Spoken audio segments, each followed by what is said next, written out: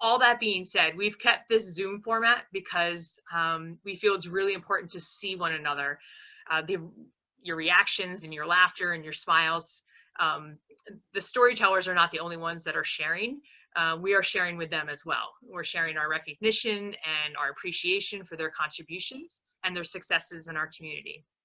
So before we jump in, just a really short background on the genesis of the Story Hour.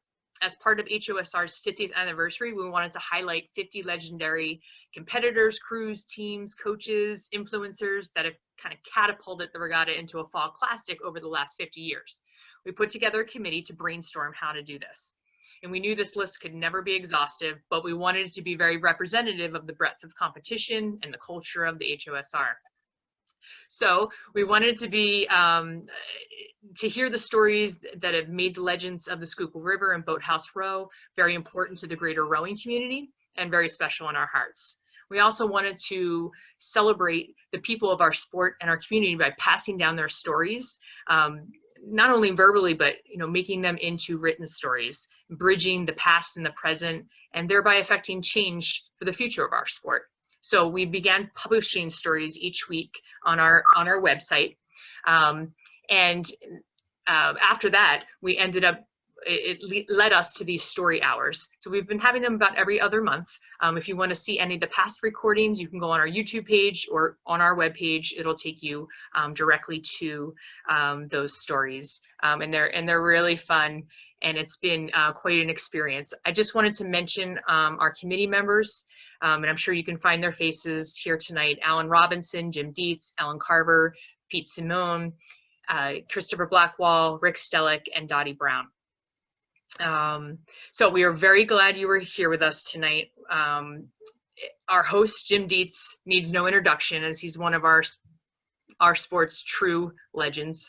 A very long competitive rowing career that encompasses 45 U.S. and 37 Canadian national championship titles, U.S. national teams, 3 U.S. Olympic entries, numerous medals at Pan American Games, and a member of the 7 World Championship teams.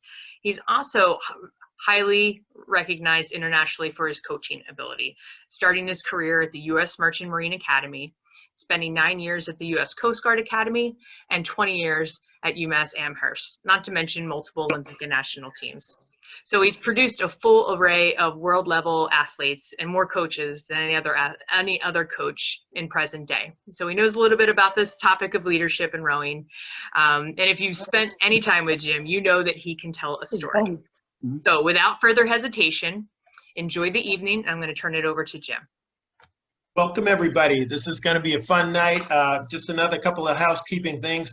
Coach is not listed on the initial program going out. We've got Alex Mackey, longtime coach of the Mass Maritime Academy at Buzzards Bay, and Derek Hartwick and Jackie Kleinhans from the Merchant Marine Academy in Kings Point. So pretty much we've got all of the academies represented here tonight. To follow up on Jen and on our committee's quest to find 50 great stories about different athletes, coaches, and whatever for 50 years, it was a brainstorm of Al Robinson to contact West Point, who is frequently coming to our regattas, and with that, we were put in touch with Kate Bronson, who's the equipment manager / coach at West Point. Kate wrote back with her story, Rowing the Making of an Officer. It's now on our website, and I encourage everybody there to read it if they haven't yet done so. Well, Kate, when the committee read your article, it opened a treasure trove of questions on developing leadership, teamwork, and the end-all mission of West Point Rowing. Ultimately, that's what led to the Zoom call tonight with all of the academies being represented. For me, it begs the question to look back in history to the early 1800s, when rowing was first introduced to English universities and prep schools for the same reason of producing leaders who could learn to work together to accomplish a common goal. You focused on the coxswain's role as leader, but it's also the communication of everyone in the boat and everyone on the squad that makes that mission of going to a competition a success. Can you elaborate on that for a bit here tonight? Yeah.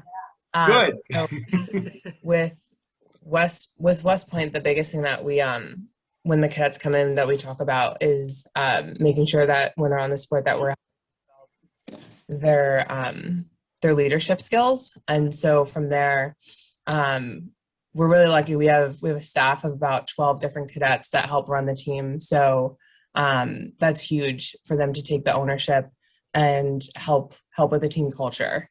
And from there, from handling their equipment to their uniform to them taking care of the boathouse, these are things that we start to work with them with. And we're really lucky too that we get the opportunity to work with them every day.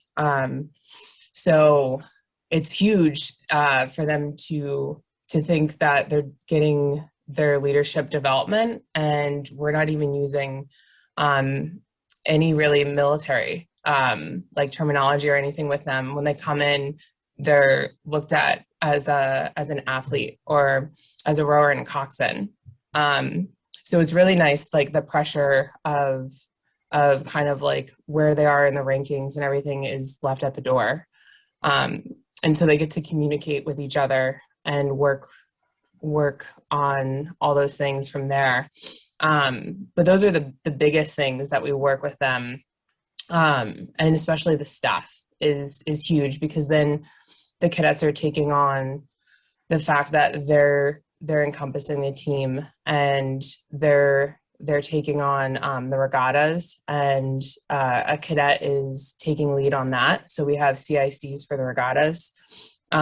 So we have a cadet in charge, and those cadets, as coaches, we guide them, but for the most part, it gives them the opportunity to feel like they're leading a company. Every time they go to a regatta, the cadets look for them.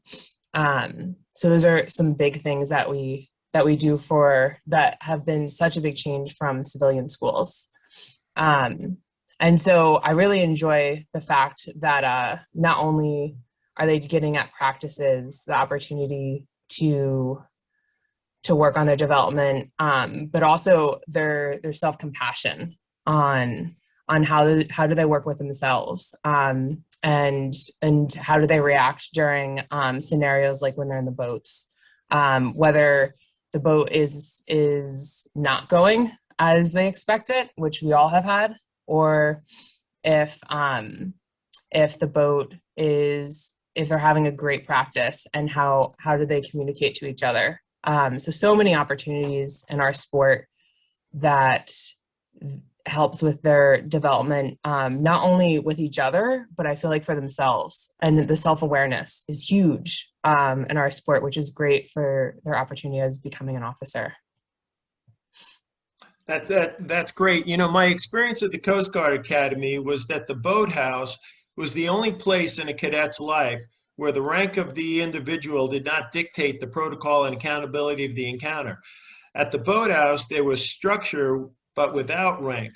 Different classes were blended into boats with possibly a fourth class cadet, female, in charge of a boatload of firsties, you know, and that's quite special, you know, to see that happen.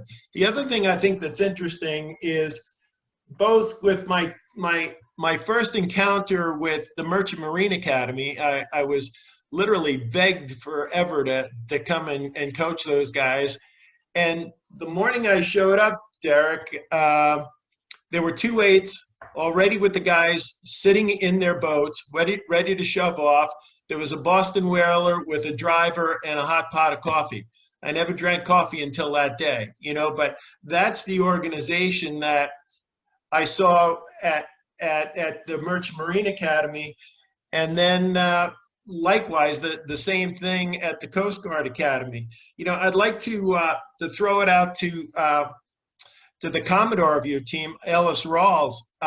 Ellis, you've been a fourth class. I mean, you've rowed all 4 years now at Army. Can you tell us how that experience has contributed to your becoming the great officer that you can become? Yeah, so before coming to West Point and like before even getting into the ranks of the Corps of Cadets, one thing that I always struggled on was confidence, and also just confidence and like my self-awareness within myself. And it's very important, just like as a rower, as a cadet, and as a leader, to have confidence, because you want people to trust you. And as I was, throughout my 4 years, specifically my first year, of course, I didn't know what I was doing, because the first time I ever like touched an oar or even touched a rowing machine was at the boathouse my second semester plebe year. And just the experiences that I got from the boathouse, and just from the girls on my team specifically, because I rowed with them all 4 years, it's been immense. And I knew that I wanted to give back to the program in some capacity, because it meant so much to me how much I've grown because of crew, and also incorporated leadership. And so yeah, that's why I ran. That's why I believe I got this position, because of how much dedication to the sport. And just like listening to just like the story that you gave just right then, sir, was being told by fourth class cadets like how to row the boat. And that's not only me, because I try to teach them things, and then they try to teach me things as well. Learning to be a follower once again as a firstie, it's also a very humbling experience. So just like the constant things that I get from the boathouse every single day and every single practice is just. Yeah. Your XO's with us here tonight also. Thomas, did you ever think about that? You walk into the boathouse, everything else at the academy is structured as far as rank, and you get to the boathouse. Did you really feel like you had the opportunity to relax? So, sir, the first time I walked into the boathouse as a plebe, I initially did not want to be there. I wanted to try out for the triathlon team. I rowed all through high school, but I showed up to the boathouse, and it was because of a couple of mentors. I kind of switched back and said, let's get this rowing thing another shot. But once I got there, I was approached by a firstie, Grant Hall, who just finished graduate school. And he came up to me and said, "Hey, how are you doing? What's your name?" And introduced himself, and immediately destroyed all my fear of looking at a senior class cadet who could end my life right there.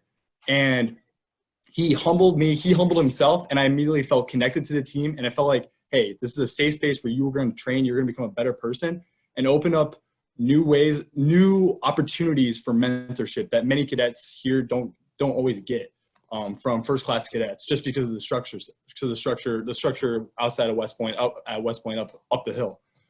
And that's the biggest thing now, even as a junior, as a Cal, is seeing these plebes come in that have very limited experience, but still they can show up their physical studs, and they're able to row faster than me. They are able to listen. They're more coachable, and being able to approach them and actually say, hey, I might have been in the sport for 7 years, but what can you teach me? So that way I become better for the whole team. And this kind of culture of humility here down at the boathouse, trying to get outside that military structure, also contributes to this idea of brotherhood. We're all working together to make the boat that much faster. So that way we're that much more successful on the water. That way we can prove ourselves as we're contributing to the team, we're contributing to the status of West Point, contributing to this, and proving to ourselves that we are capable of things greater than what we can do by ourselves, working together as a team to accomplish a fantastic and amazing goals. It's really interesting you said that, Thomas. You think about it, everybody wants a fast team. And for those firsties to go to the incoming class and say, hey, we want you to become part of this, that's special in bringing those guys in. And it's also what Elise was saying, about how you're paying it forward. And I was going to talk about this later in the show, but I'll get into it right now with Bill Randall. Bill, when I was at the Coast Guard Academy, I often felt like I was getting a little help from my friends. And that little help from your friends when it comes to the military is the cadre, who have what the military call collateral duty, right? And those officers, yourself in the electrical engineering department, coming down to the boathouse, helping out with the kids. Bill Zach, who I see on the call tonight, he'd accost half of the kids in his class that thought they looked athletic and sent them to the boathouse saying, you guys got to become a part of this, And then you see it progressing, through guys like Lyman Perry, who's constantly building our sport up and sending it to, keeping it growing within it for all that it meant to him. Bill, can you comment on that a little bit? And the other thing I was thinking about, Bill, is I wonder if it's something that all the academies have in common, in that it seemed like almost every year I was there that the RC, the regimental commander, was on our squad. Is that something indicative of rowing at the academies? I mean, certainly over the years we've had a number of RCs on the team. I actually have not had one in the last 6 years that I've been back. I might be a bad influence on them. I don't know. I'm going to give a little bit of my background so that as I talk about this, I actually graduated from the Coast Guard Academy back in 1982. I came back, Jim mentioned it, as an electrical engineering instructor, and worked for Jim for a couple of years before he took the job up at UMass. And now I'm back for my third time, now as the director of rowing. So I've been there 3 different times in a whole lot of different spring breaks, because Jim would allow me to tag along for spring break, which was always the most fun part of the season. I guess, yeah, one of the big parts of having the team is the alumni support, the alumni coming back, whether it's, like I said, I was an instructor at the academy. I'd come down to the boathouse and help coach. And wow, I have this Olympic team coach is the mentor for me to help me learn to be a better coach. I have, at this point, I have 4 professors at the academy, including one that's a permanent military staff that's down at the boathouse. It's great for the cadets. They see these leaders, they see these professors, they see them in a different light. Mm-hmm. And they have somebody they can approach when they want to ask questions. One of mine is a pilot, so if they want to be a pilot, they get to talk to them about that. And so it's, and I did see the colonel on here also. So West Point has the same thing, where they have somebody that's in the staff up on the hill working, being a professor, and also the rowers get to see them in a different light. And I think it's a huge part of the academy team, of passing it forward, if you will. Yeah. So I think, Bill, it's also service.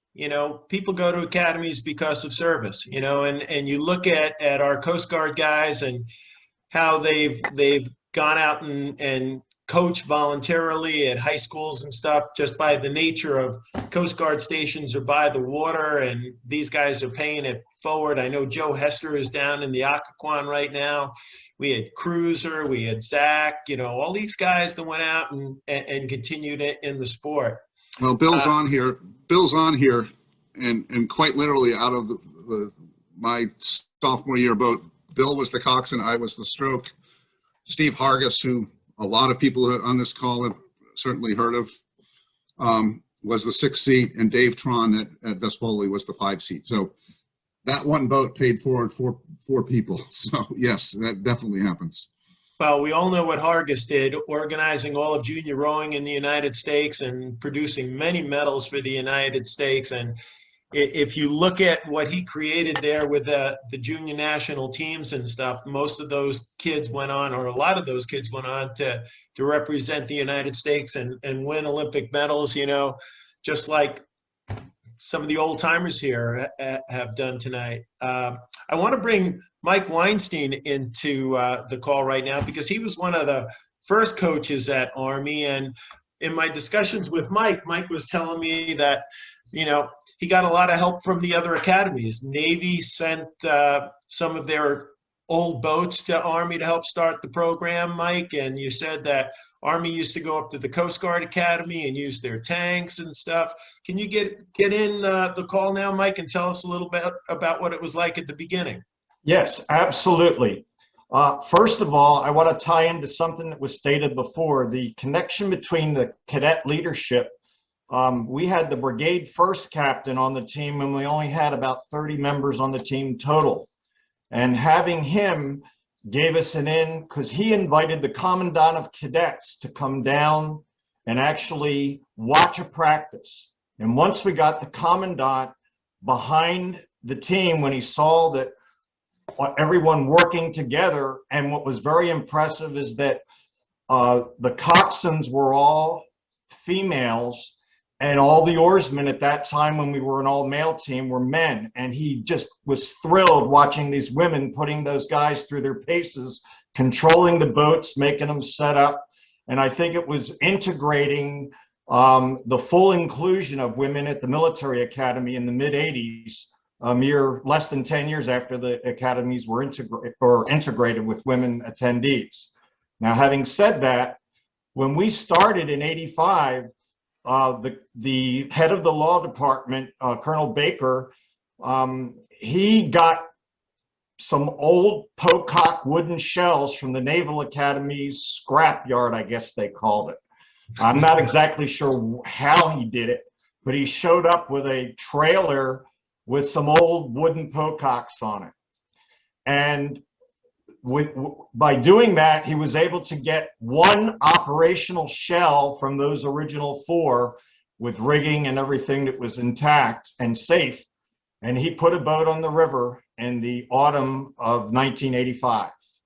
And that was the first time that the cadets actually took to the river and rowed. Then over the next 3 years, we accepted any help we could get. And I know that we visited Jim Dietz yourself up at the Coast Guard Academy because we wanted to see what actually good training facilities were. And we were able to use your tanks to look at the quality of the shells and the boathouse there. They were hosted nicely in the dining facility. They got to see how the Coast Guard cadets lived. And it established camaraderie across the branches of service, which is important for the future. And I will say that since so many members from the Schuylkill Navy committees are here, is that one of West Point's first races was the head of the Schuylkill.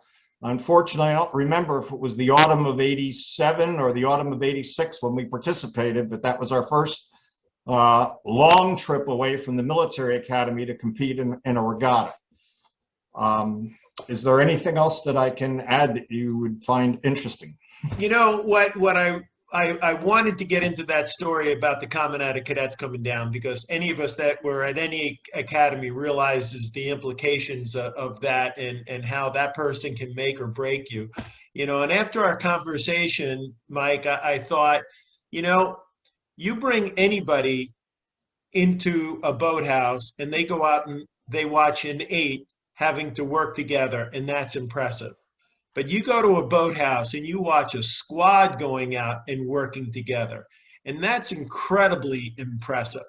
You know, and you couple that with all the organization that takes of selecting the crews, getting the boats on and off the water safely, loading trailers, all of the logistics of going to the head of the Schuylkill or whatever regatta that you're going to, you know. And Kate mentioned it earlier, you know, it's that inner chain of command that's really not military.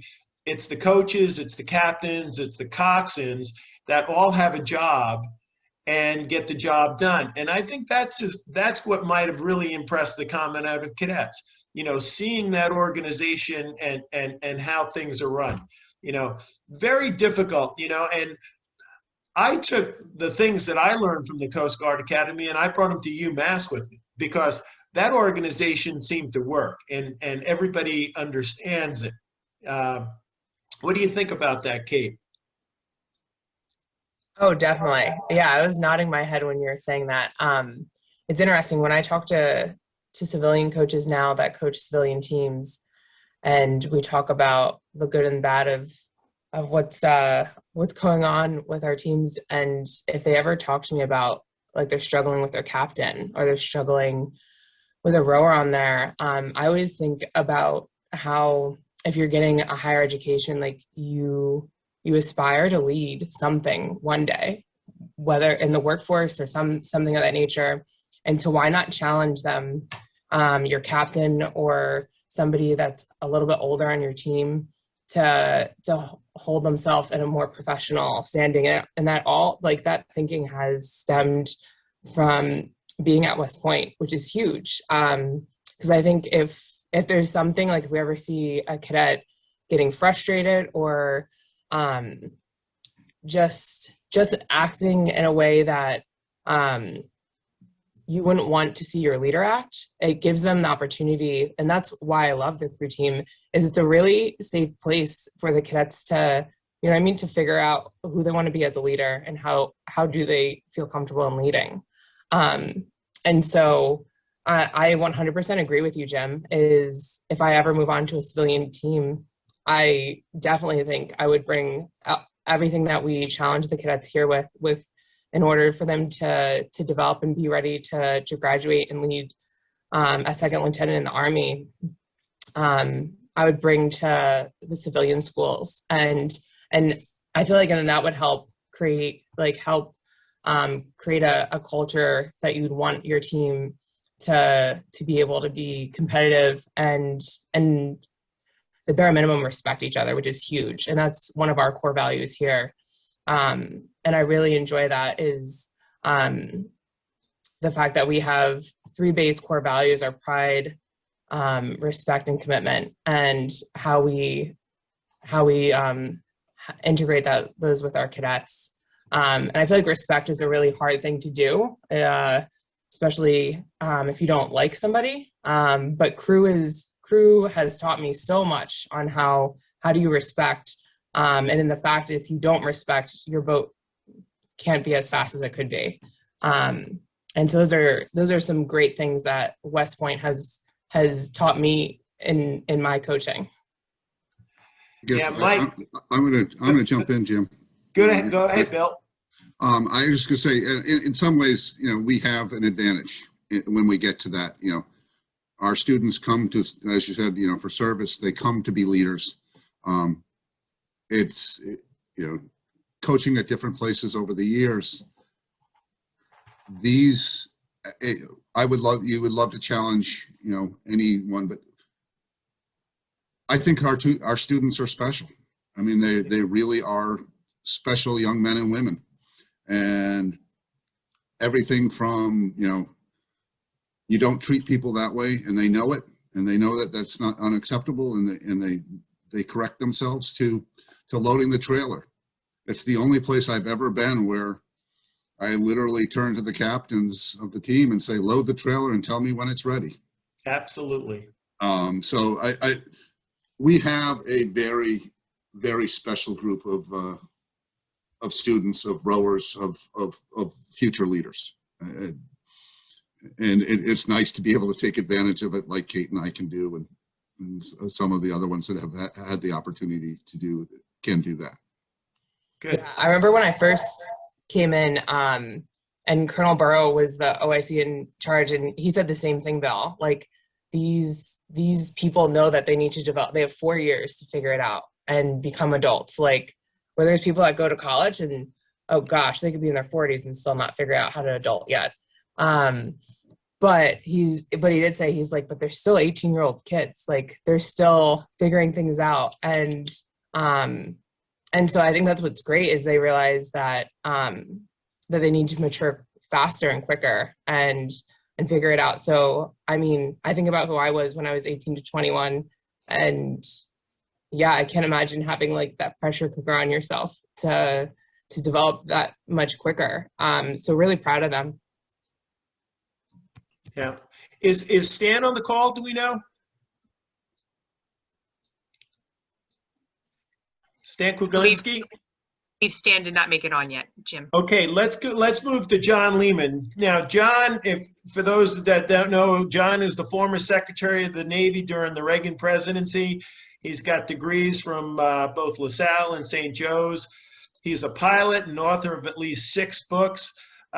John rode to many national championships while rowing out of Vesper. And the topic that I had been talking to both John and Stan Kwaslinski about was the 64 Olympic 8. Now, John, you trained in the boathouse during those years, and you said that, as Stan said, that Al Rosenberg was a case study on leadership.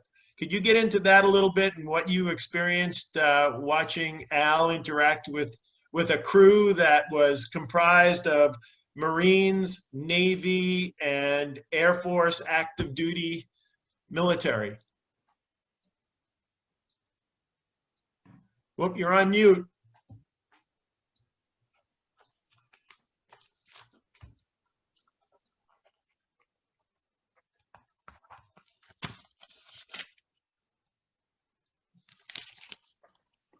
And 2 Army guys. Lyman, you want to pick it up? He's on mute. Oh, he is? Okay. Well, I can keep going. There were two military guys in there, too, the Amlong twins. There were 2 Army guys. I hate to say Right. Army. I don't know why Army took so long to get rowing. I mean, gee whiz, they're right on the Poughkeepsie, and they had every opportunity. But anyway, I don't want to take this time up. But anyway, I wanted to thank John Lehman for starting the Great White Fleet again, and we need another one. Yeah. John, can you unmute there?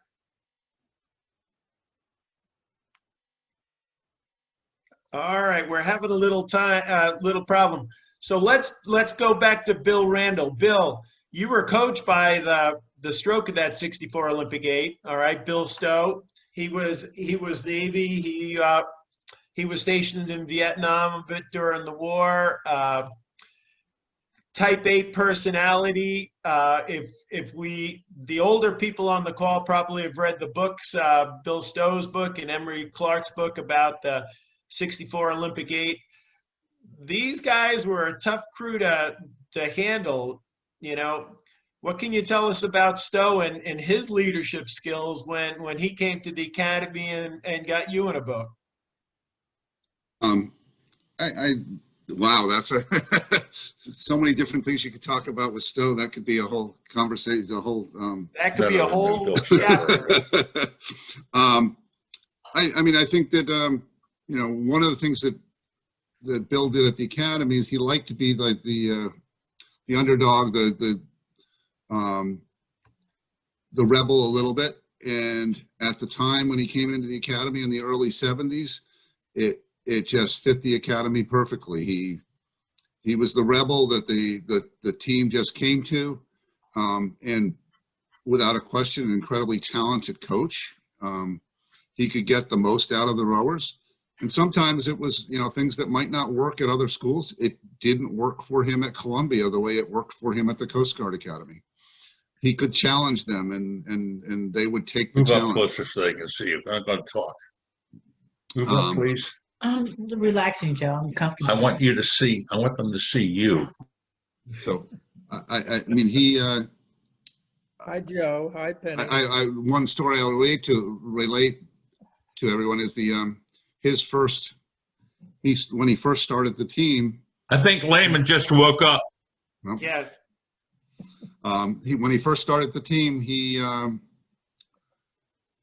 had too many people come out. He didn't have enough equipment. He didn't have anything else. So he decided that his job was he was going to get people to quit. So he made this, for lack of a better word, fire and brimstone speech about how hard rowing was and how brutal it was going to be, and people can't take it. And not one cadet walked out of the room after the speech. No one quit. And then he went out in the hallway, and 2 people came up to him and said, "Coach, we heard the speech. We want to join." So it's the people that he got and how he challenged them, and he was great at challenging them. So Yeah. Lehman, you're on now. Can you give us a little insight into what Al Rosenberg was like dealing with those guys? Yeah, well, I lived at the boathouse that summer of '72, and We all have had the misfortune of doing that, living at Vesper. yeah, so I was an observer, not a participant. I rode the double at the time for Vesper, and it was an unending circus. Every day was a new drama, a new entertainment. I mean, every one of those lads were type A's in the extreme, and everyone different. Now there were no two P's in that entire pod, and all of them had won national championships and had their own records, and Al, of course, was just a he had been one of the great coaches, or one of the great coxswains at Vesper, and the way he dealt with those type A's in the most intense competition, all the way from the beginning when Jack Kelly recruited that team. Half of them did not want to row in the 8, the Amlongs, and others wanted to be more individuals, row the pairs without, and he was able to mold them together. It was quite a remarkable demonstration to me of real leadership and the use of real understanding of human beings and psychology to keep them from tearing each other apart.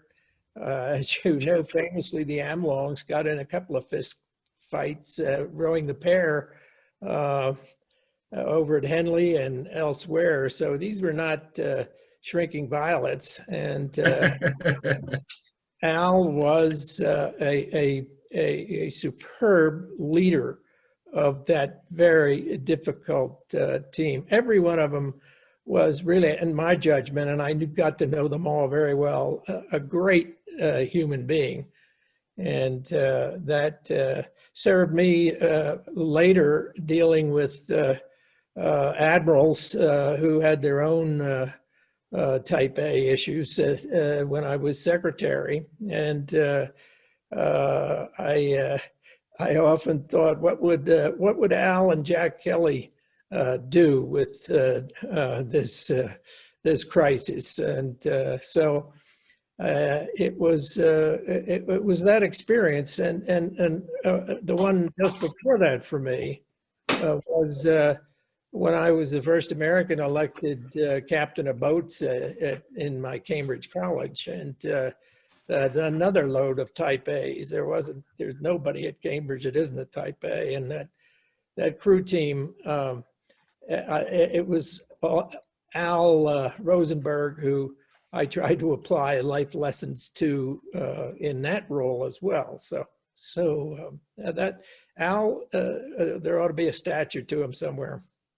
Well, you said that he was just the epitome of leadership. I, like you, got to observe him from a bit of a distance back in the 70s when he put together the 74 World 8 that won, and whether it was design or what, but he was a slight little man. He was a coxswain, and he would draw these giants in around him. And I think by design, he spoke so softly that they all had to lean Get closer. in. I want them to see you. And he drew them all in, and he was like Yoda, I mean, he just made it happen, an incredible guy, and his knowledge he was the first coach that I could ever remember. We were in Ratzeburg, Germany. I'm here, John. Inside one night, and he just opens up this book of drawings, and this is the Connebear style, right? And this is the Adams style, and this is the Rosenberg style, and it's the first time anybody ever articulated that kind of attention to what oarsmen actually did in the boat. He was truly a teacher as well as a coach in everything he did. Yeah, Now, one of the things you said, go ahead, John. I was just going to say, the other guy who is the unsung hero of that boat was Dietrich Rose. Dietrich, yeah. And Dietrich and Al were about as opposite in personalities as you can find. I mean, Dietrich brought the Ratzenberg method, which we didn't fully adopt at Vesper, but the heart of it we did. Mm-hmm. And of course, Dietrich's experiences growing up in Nazi Germany was quite a contrast to Al's background. So, but the two of them just became the alpha and the omega of turning that crew into what they really had the potential to be. Yeah, yeah. Hey, Jimmy, hey, Jim, this is Joe and Penny Henwood calling right now. I just want to interject something before John goes off and falls asleep. In 1964, I was there, and after the Vesper big heavyweight A came back with their big Olympic medals, you know who the club champion was that was voted the best oarsman in the club? Was a little skinny lightweight named John Lehman.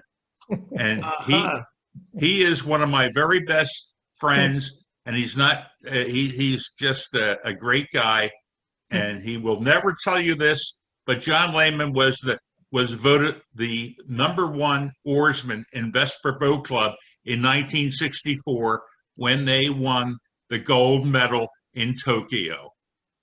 Well, Joe, I thank you, and you'll get your check in the morning. Don't worry. Thank you.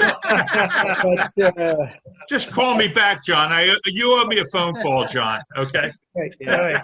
Roger that. As many as you want. But the guy, to the extent that I was able to win a few medals, it was really responsibility of George Hines, who's somewhere on this call. Yeah. Oh yeah. He was my first coach when I was 14, and he taught me a lot of lessons and of course he was a sailor, so naturally he had plenty of lessons to apply, and George really helped to give me the disciplines that were essential, I think, going forward.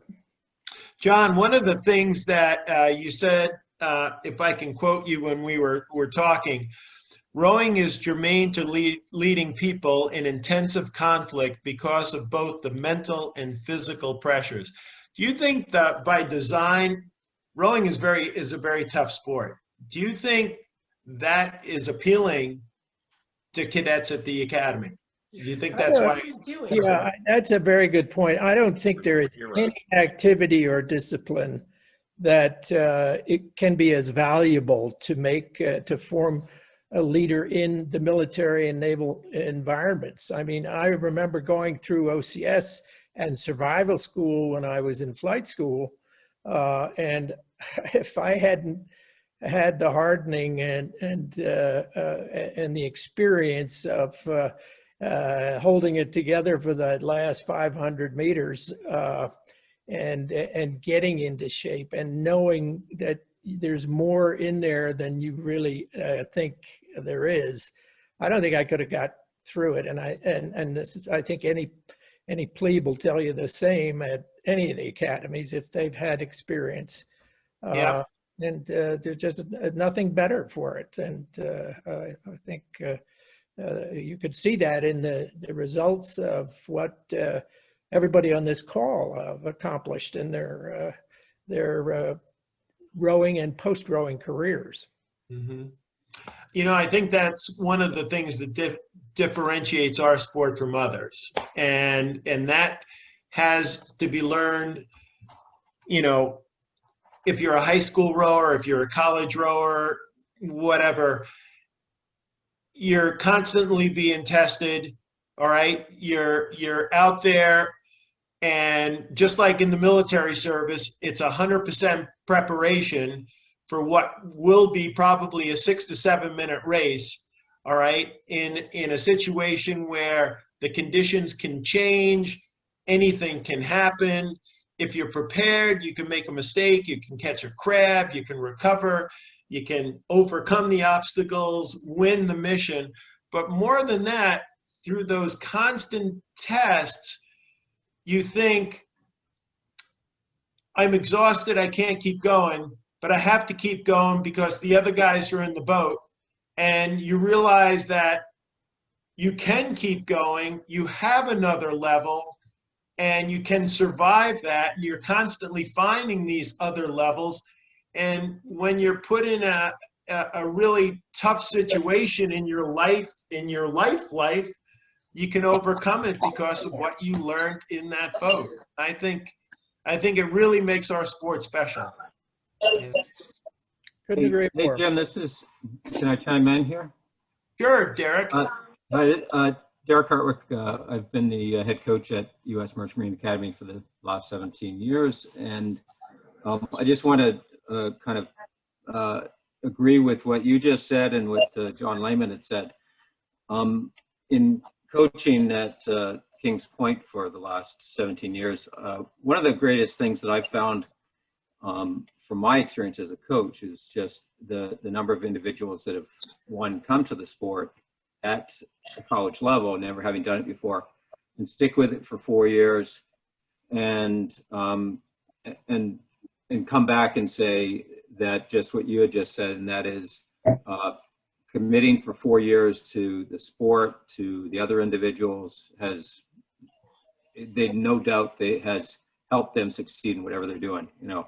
And so our midshipmen go on to, the serve active duty. A lot of them are flying planes, jets, and carry cargo planes. And that's one of the things that I think that plus the commitment, but also the load. The load, I think, at any of the academies is more than what anybody can kind of experience at the average college. There's so few hours in a cadet's day. Yeah, that makes the sacrifice even more. Right, and that having done that commitment and getting through it all, I think is one of those great things that I've found. Our midshipmen go on to be successful, merely by succeeding and committing to not only the sport, obviously, but getting through it. Yeah, we've got one of the other coaching masters here on the call tonight, George Hines. I see you're unmuted. You'd like to join in here? 403. Oh my! I'm impressed, and I think it's wonderful of you to invite me. For a guy that's been around the river, I matured and became a pretty valuable human being, I guess, in my way. And it was done on the river, working with guys. A few, when women got started, I was a little bit hesitant, but girls work the same as boys. And I'm so glad that the sport that is the best there is for the development of the human being has blossomed here in Philadelphia. And it couldn't be a better place than Boathouse Row. Yep.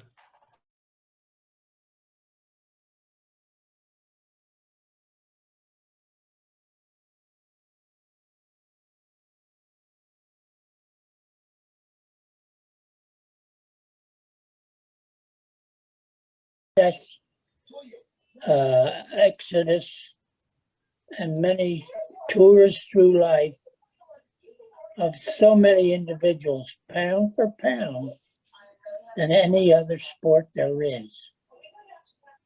And for me, I never realized that I'd ultimately be out here at Boathouse Row, even at this age.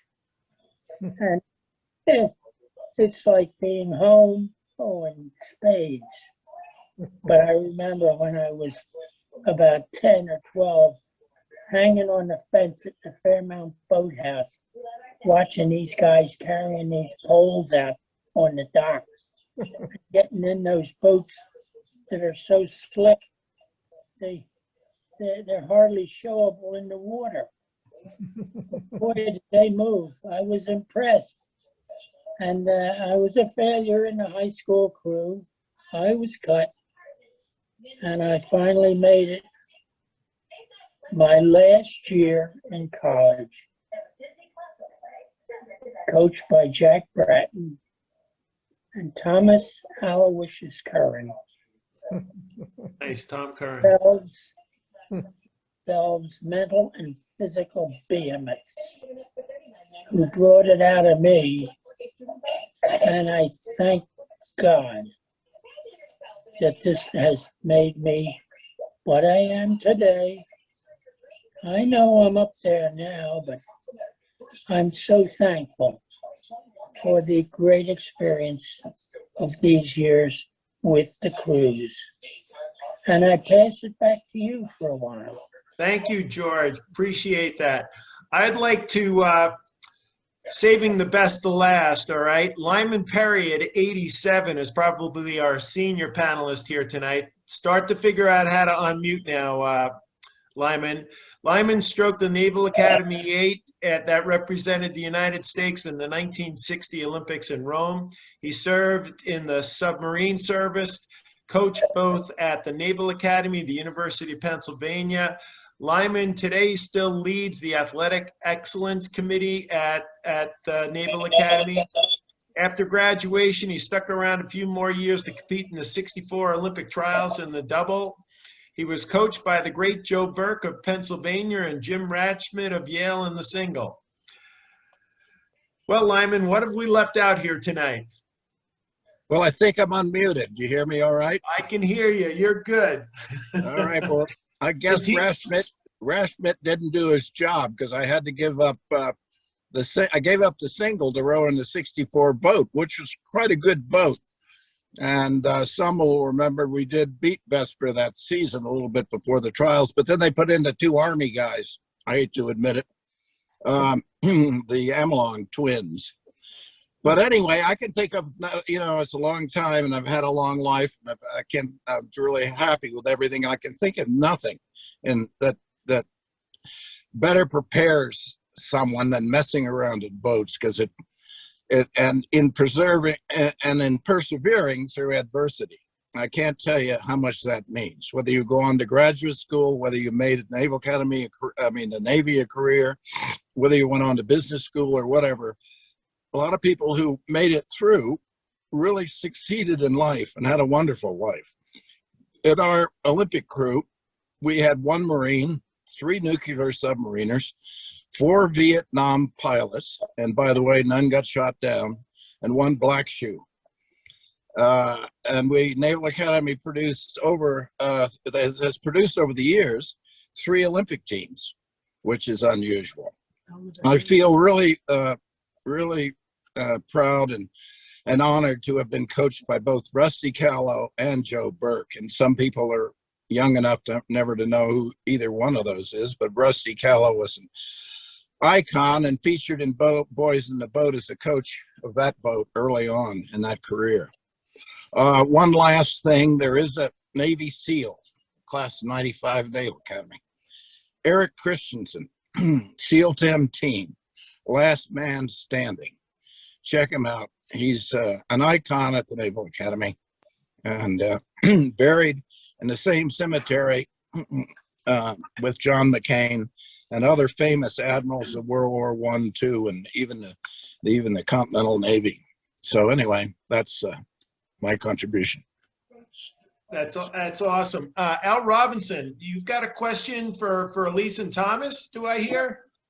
Is that okay? You were good, Lyman. Thank you. Did you hear me? Did I say that? Yep. Okay, check it out. Do I have to sign out or Jen going to cut me off? No, you're good. Al, you stay right there, Lyman.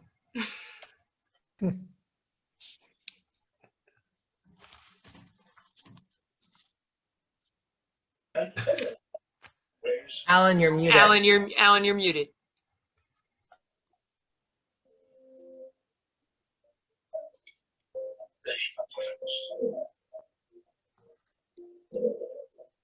Well, while Alan's figuring that out, I've got a story that all right, Al's back. Go ahead, Al. Right. Elise and Tom, tell us how you envision rowing helping prepare you to be officers. Sir, I can kind of open up on that. So I rowed in high school before coming to West Point, and I didn't know about West Point before my freshman year. But rowing actually kind of brought me into wanting to be a part of the military profession and go to West Point, just through the understanding that you have to put the effort in order to achieve a successful outcome, either in physical fitness, academic success, or in just being in professional excellence. And ever since I've came here to West Point, every opportunity I've had to physically excel, train, work hard has led me to being successful, being successful in the professional side of being in the military, preparing to become an officer. And I think what the crew team here does, the Army crew team does really well, is allows each member, each cadet, each member some sort of autonomy and some sort of buy into the organization, because it's completely run by cadets. We have coaches that act as mentors and guide us, but because most of the cadets are running the team, we are practicing leadership every single day, acting as either team leaders, squad leaders, platoon leaders, company commanders, executive officers. We're practicing these skills that are going to help us once we become PLs and are leading America's sons and daughters into the crucible of ground combat. So every single day we're practicing these leadership skills and getting ready for it. Elise, do you have something else? Yeah, and just to add on to what Thomas was saying, it's a couple years back, I think it was like 2 years ago, one of my good teammates, Mary Barr, who's an engineer officer now, she used to always tell us about how there were several alumni that would come back and tell stories about how they survived Ranger School, because they used to always think back like, well, it wasn't that hard. Like compared to this moment right now, I had times in crew where it was much harder than right now. So just reflecting on like statements like that, and then seeing the history of like the last couple of years of like what crew has been producing. We have Rangers, we have sappers, and other kinds of accomplishments within crews on the officer side that just teaches us like, wow, like if we can produce athletes like this, I can't imagine like what kind of leaders me, myself, Thomas, and the other cadets on the team are going to become once we leave the academy and graduate. I got a funny story for you younger folks here. When you get out in the real world and you have to start making decisions, sometimes it's better to ask for forgiveness rather than ask for permission. And Bill and Zach might remember this, but when I was at the academy, for our spring breaks, we used to drive vans all the way down to Florida. And I didn't think that was safe. So I got a hold of one of my Coast Guard alums that was deploying Coast Guard C-130s out of the Elizabeth City, New Jersey. And for 3 years, unbeknownst to the Admiral, I had a plane fly into the Groton New London Airport, pick up my entire team, fly us down to Fort Walton Beach, Florida, where I'd show up with the bus. And I got to know an Air Force sergeant at the base. He gave me a school bus. Well, this worked great for 3 years until the Admiral found out. And when he did, he reamed me out royally. But I tried to convince him it was professional development because most of my guys were going to become pilots. So that's my story. Bill, you remember that? Oh yeah. yeah. We also the Crawford Bay Crew Classic down in started a race for us versus the Naval Academy. We got a C-130 for that. Yeah. And the pilot came up to me because Jim was with the trailer and I was on the airplane. He said, "Should I give him a little show?" And he did about the most vertical takeoff a C-130 could do out of the Groton New London Airport you'd ever want to see. And it did inspire a couple of the guys to go on to flight school from there. Well, I did make the flight home one year. I sent Cruiser back, or you back, driving the trailer. I had to get back for my son's confirmation. But we left Florida and everybody's in shorts, right? We get to Groton New London Airport. They open up the back of the plane and there's nothing but snow coming in. And everybody's got to get warm clothes, and everybody's sea bag looked exactly like everybody else's sea bag. You guys know what that's like, right? And people were just diving through everything trying to get some clothes to warm up. Well, I think, Jen, this is about the time when we're going to open it up for people to throw some stuff out. Absolutely. Good. And Jim, I would say using the C-130 wasn't not begging for forgiveness afterwards. I would say it was using your trained initiative to make a better situation. Yeah, we did make a better situation.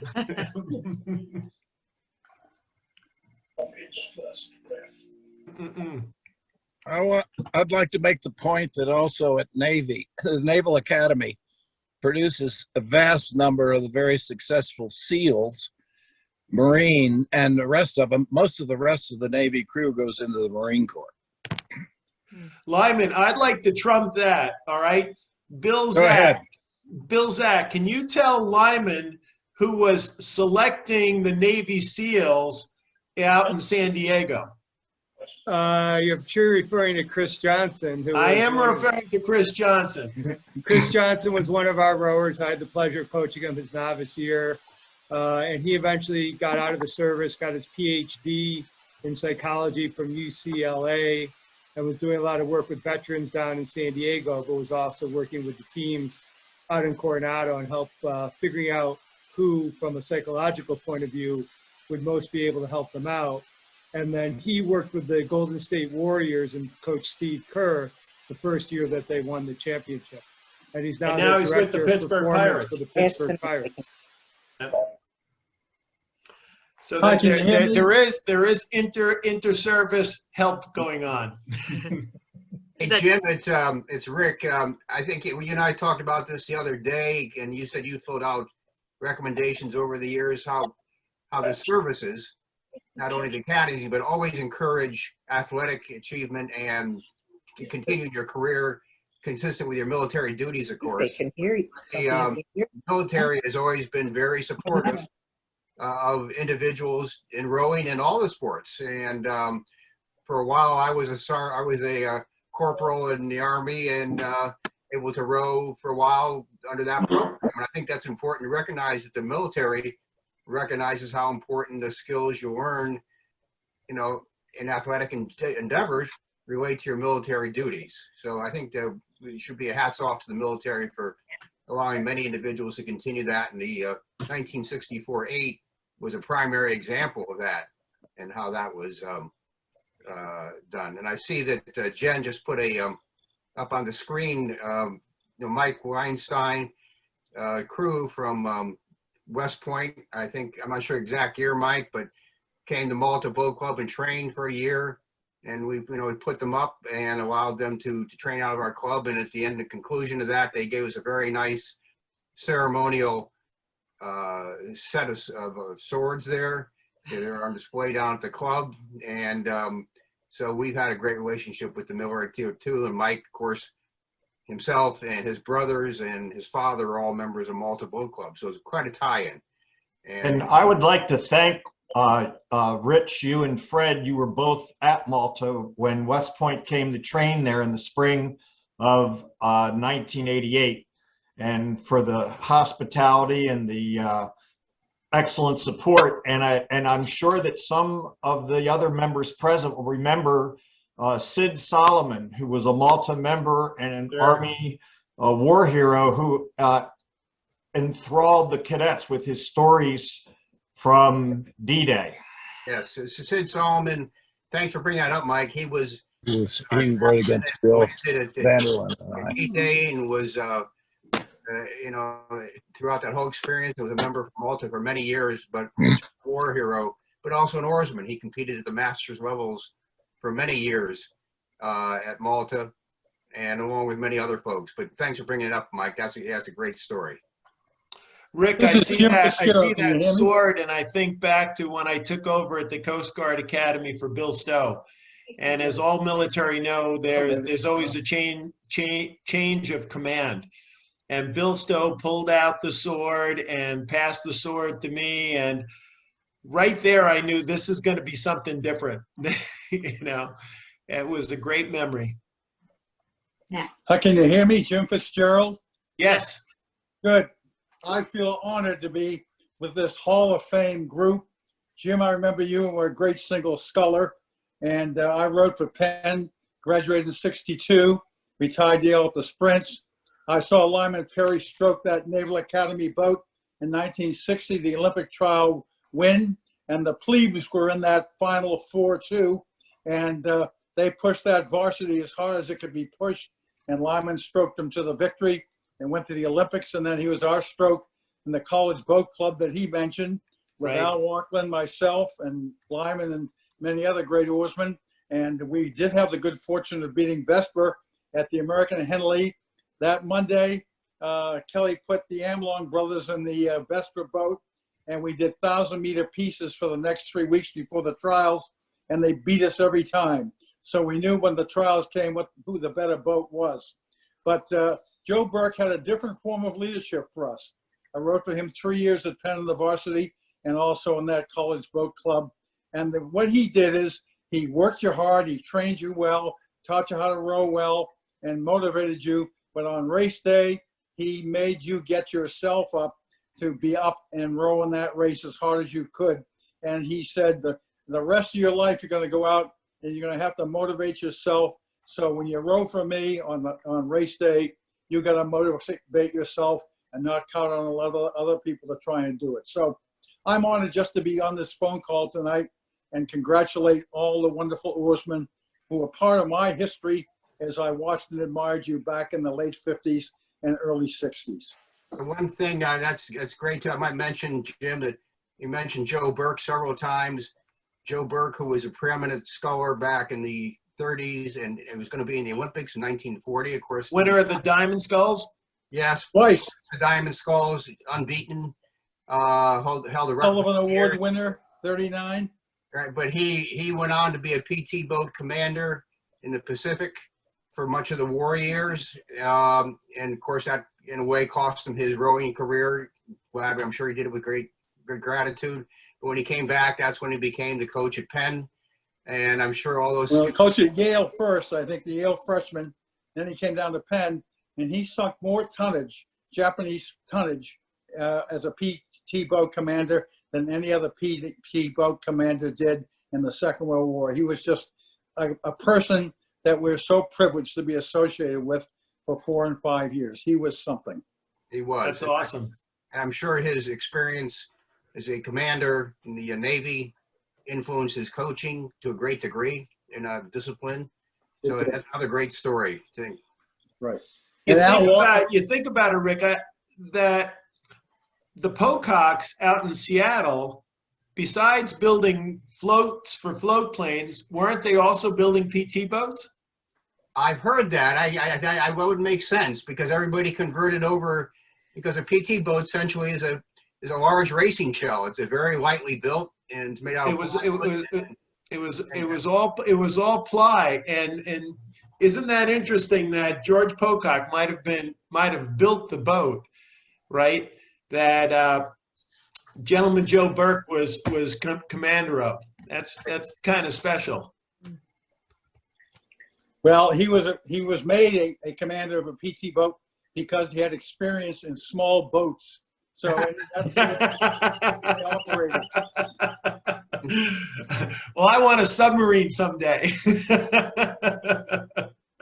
That's a rough one. Submarines. Yeah.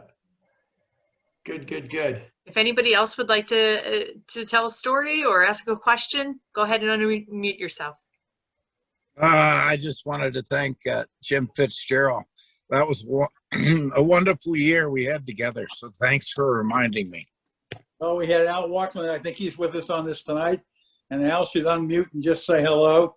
Head of the Schuylkill Navy for years and a Penn varsity oarsman. And he rode right in the 4th seat and I rode in the 5 seat and we were roommates as well. So this is quite a night and we live on these great memories and we deserve the great memories we have.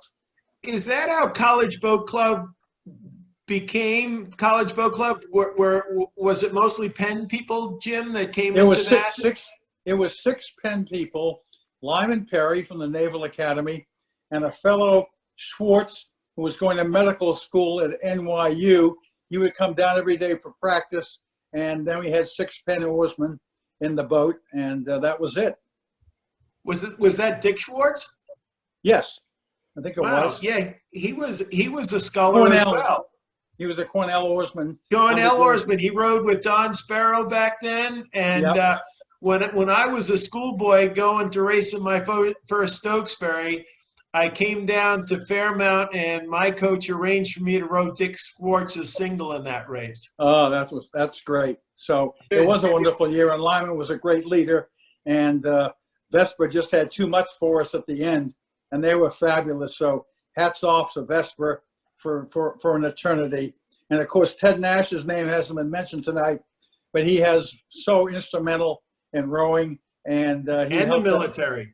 At the military, and he was a special forces guy. And in 2004, he was one of the inspirational leaders of the boat that won the Olympic gold medal at that time. And so Ted Nash has been a great figure in the rowing history. Wayne Frye is another name that pops out to me from that era. Wasn't he military as well? That I don't know. I don't know Wayne Frye. Yeah. Wayne Frye was in the 62 boat in Navy that competed in the Olympics. He came back in 64 to row with Dick Schwartz in the pair. Right. And at that point, he was old. He was probably about 32, 33. He eventually worked and taught at the Air Force Academy. Yeah, Wayne Frye was in that fabulous 52 Navy 8, and there's a lot of books about it. If you don't know about it, you should read it. The Great 8. And Wayne Frye went on in 56 and 60 to compete again. And you're right about he was a great oarsman. And Jim, if memory serves me correct, I think Dick Schwartz was out there at 68 Long Beach when we were there at the singles trials. Yeah, he was rowing the single. And, still. I remember we always called him Dr. Dick. Dr. Dick. A lot of great history there. A lot of great history. Well, I think we're running out of time here, huh, Jen? So I want to thank everybody that participated tonight. Lyman, Mike, everybody here on the call has been really great, and this has been super for me. I just love this kind of history, and I hope the young folks here with us tonight from Army can appreciate this and all the good stuff that goes on in our sport with the military and how they work hand in hand together. I think it's really a special thing. I'd like to just wish Elise and Tom and Kate a great season. Go Army. There will be a Coast Guard race, right, Bill? Isn't Army racing Coast Guard this year? Let them try Navy. That's our hope, our plan. We're hoping to. We have to get through a last couple of clearances, but we are actually hoping to be at West Point on the 10th of April to race the West Point. Hey Jim, I saw that Ken Dreyfus was. I think he was on the call here, but I don't know if you were trying to get to him. I just saw a note come across the board. I don't know if he's still on the call. Ken, are you on? Ken sent an email that said he was on, but he didn't have a microphone. Oh, okay. Hey, Jim Dietz? Yes, sir. Jim. Neglected in mentioning the service teams in September of 2001, the Leathernecks of Fairmount decided to start rowing an 8. So I was their coach, coxswain, and you didn't stroke that boat? No, this. No. She wasn't in the Marines, but she could. We should have tried. So anyway. Now those guys there, Sid Solomon, when he saw that crew, he told me, he says, "You'll never teach those jarheads how to row," right? I said, well, most of them do know how to row, but we did have some real lugheads. And they were just, it was the epitome. What I look at, you look at them John Wayne movies, the sergeant always runs the entire war. And that's exactly what happened. We had 3 officers. We even had a Navy guy in there every once in a while. And there was a sergeant by the name of Red Sergeant. Sergeant? Yeah, who was stroke man and team leader. Those guys were so bad that it was the only time I've seen an 8 full of adults flip the boat. I had the good sense to get the hell out. Right? They flipped the boat at the dock, and it was on a race day. And so everybody at Fairmount and around there were laughing. It took them 3 years to win their first race, but after that, they were unstoppable. Hey, So- Chip, thanks for producing Chip Alone, thanks for producing an Olympic champion. Oh, Yeah. and the Olympic champion produced a granddaughter. Oh, nice. Yeah. So who's named after my mother, which is wonderful. So hey, thank you very, very much. George Hines. George, I have to say, my hat is off to you. You're one of the greatest high school coaches and all kinds of coaches in history. And every time I have the opportunity to speak with you or listen to you speak, I'm in awe. You got it, George. Thank you. Here, here. I second that. So, I'm in awe Thank every you. time. Thank you very much. I'm in It's like being born again. George, you get better looking every day. Let's hear an Et vous pray partay, George. Good luck to you.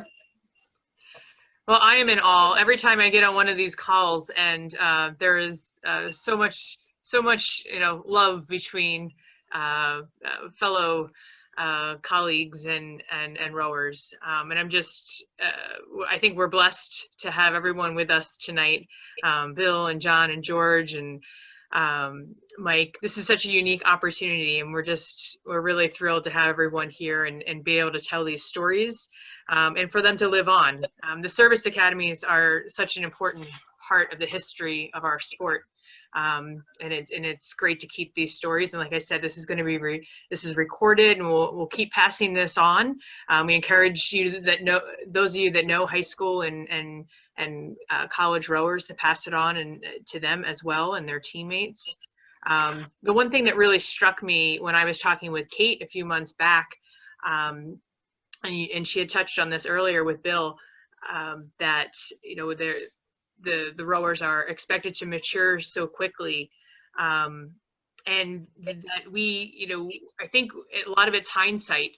As rowers, we're given these unique opportunities, and we have learned so much from the sport. But oftentimes we realize that after the fact. I think those in the service academies are living it more.